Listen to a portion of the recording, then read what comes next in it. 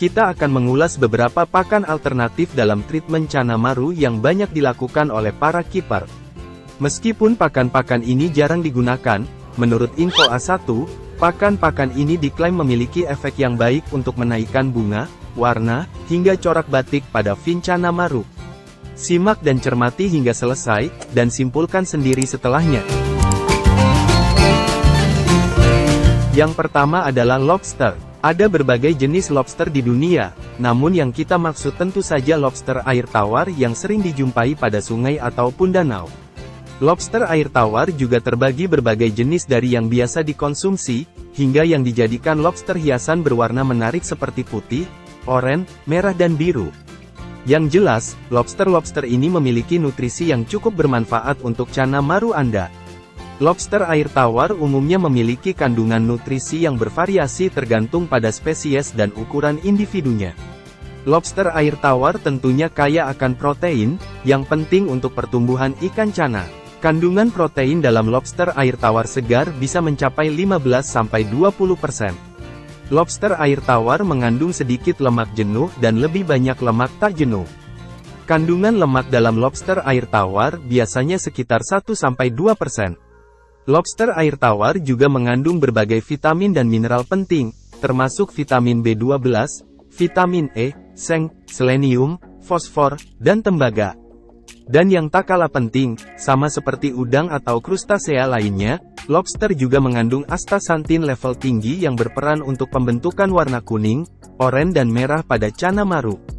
Namun perlu diingat, jika jumlah yang disebutkan di atas adalah perkiraan umum dan dapat berbeda-beda untuk setiap spesies lobster air tawar. Berikutnya adalah cumi-cumi. Dikutip dari tabel data konsumsi pangan Indonesia, cumi segar memiliki kadar air sebesar 82,2%, protein 6,1%, lemak 0,7%, karbohidrat 0,1% dan abu sebesar 0,9%. Cumi juga mengandung sejumlah mineral kalsium, fosfor dan zat besi yang sangat dibutuhkan oleh Channa Marru. Cumi adalah sumber pakan yang baik karena memiliki kandungan protein, serta lemak dan nutrisi lainnya yang diperlukan oleh ikan Channa. Anda dapat memberikan cumi-cumi sebagai pakan hidup atau pakan beku kepada ikan Channa. Jika menggunakan cumi-cumi, pastikan cumi-cumi yang Anda berikan tidak terlalu besar sehingga sesuai dengan ukuran mulut ikan Channa.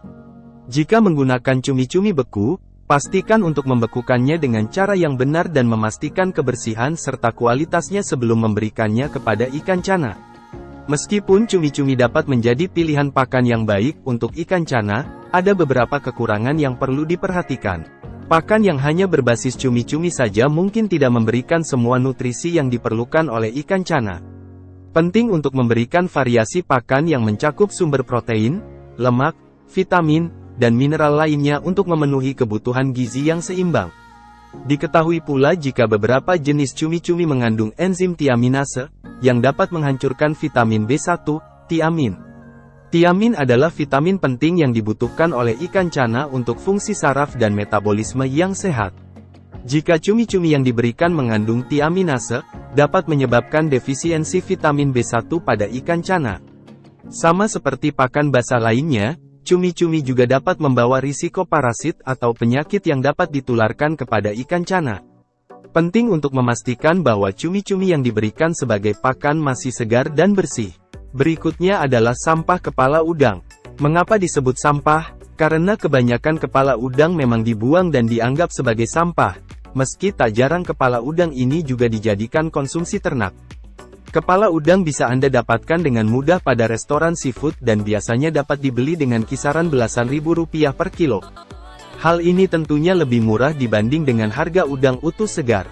Mengingat kepala udang menjadi bagian tubuh dengan kadar astaxanthin tertinggi dibanding bagian tubuh lainnya. Menurut jurnal berjudul, Kajian Metode Ekstraksi dan Analisis Senyawa Astaxanthin yang terkandung dalam udang, kepala udang Faname memiliki kadar astaxanthin sekitar 350 ppm. Kepala udang segar mengandung sejumlah nutrisi yang beragam, meskipun kandungannya dapat bervariasi tergantung pada jenis dan ukuran udang, serta metode pemrosesan. Secara umum, kepala udang segar mengandung protein yang tinggi berkisar 15-20%. Kandungan lemak dalam kepala udang segar bervariasi, tetapi umumnya berkisar antara 1–4%. Pilihan utama untuk pakan murah berkualitas dan memiliki pigmen pewarna tentu saja adalah kepala udang Faname. Berikutnya adalah kerang darah. Dikutip dari tabel data konsumsi pangan Indonesia, kerang segar memiliki kadar air sebesar 78,2%, protein sebesar 14,4%, kandungan lemak 2,6%, dan sejumlah mineral tinggi seperti kalsium, fosfor, dan zat besi. Kerang darah bisa menjadi tambahan yang baik dalam pakan ikan cana. Kerang yang diberikan tentu saja adalah bagian dagingnya, bukan kerang utuh dengan cangkangnya. Namun, perlu diingat bahwa tidak semua kerang darah yang ada di pasaran mungkin aman untuk dikonsumsi oleh ikan. Beberapa kerang darah yang ditangkap bisa jadi terdapat kontaminasi oleh bakteri ataupun toksin alami. Jika Anda ingin memberikan kerang darah sebagai pakan, pastikan kerang ini berasal dari sumber yang terpercaya dan segar. Selain itu, penting untuk mengamati ikan cana setelah memberikan kerang darah. Beberapa ikan mungkin memiliki reaksi alergi terhadap kerang, atau dapat mengalami gangguan pencernaan jika makan terlalu banyak. Pastikan untuk memberikan kerang darah dalam jumlah yang wajar dan selalu pantau respons maru Anda terhadap pakan yang baru. Kami sendiri tidak pernah menggunakan kerang sebagai pakan cana maru. Bila Anda memiliki pengalaman seputar kerang ini, bagikan pendapat Anda di kolom komentar. Berikutnya adalah ikan rucah. Ikan rucah merupakan surplus ikan hasil tangkapan atau sisa hasil pengolahan ikan. Ikan rucah juga sering didefinisikan sebagai ikan yang tidak layak dikonsumsi oleh manusia karena penanganan yang kurang tepat ataupun tidak diolah sehingga dianggap tidak higienis. Di tempat pelelangan ikan, harga ikan ini dijual murah berkisar Rp5.000 per kilo.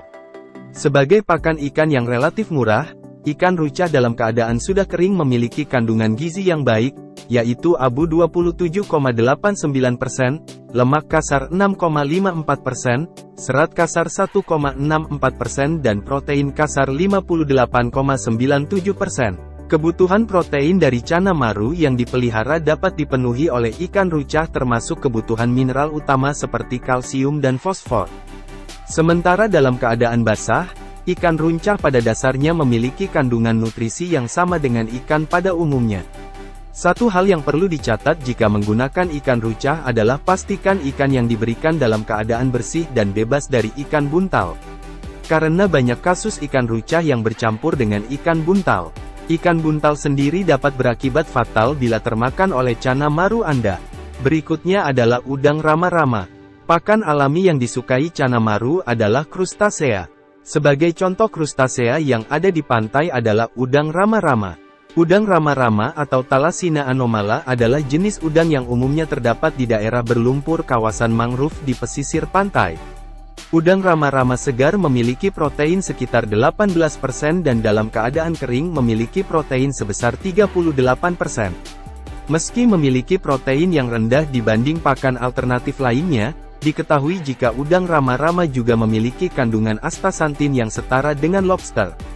Sehingga udang ini tentunya memiliki efek menaikkan warna jika dikonsumsi oleh cana maru.